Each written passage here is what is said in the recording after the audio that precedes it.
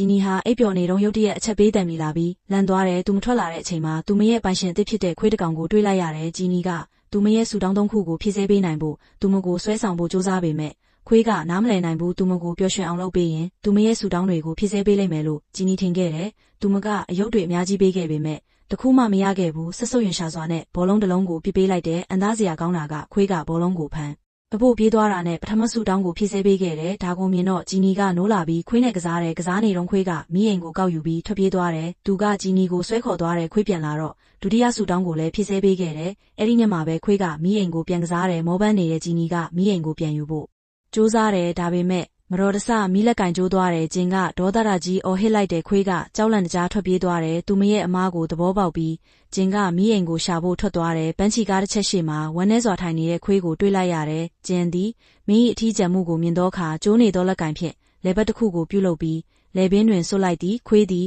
ဝမ်းသာအားရခုန်ပေါက်လိုက်သည်သို့သောဘင်းတို့တဦးနှင့်တဦးဖက်ရန်ပြင်းနေစဉ်တွင်တတိယမြောက်ဆန္ဒပြေဝသွားပြီးဂျန်သည်မိခွက်စီသို့ပြန်လာခဲ့သည်သူမသည်ရင်ခွဲပက်လက်ဖြစ်နေသည်ခွေးကိုနောက်တစ်ကြိမ်ဘယ်တော့မှမတွေ့ရတော့ဟုသူမထင်ခဲ့သည်သို့သောရုတ်တရက်အိယာမှဟောင်တန်တစ်ခုထွက်ပေါ်လာသည်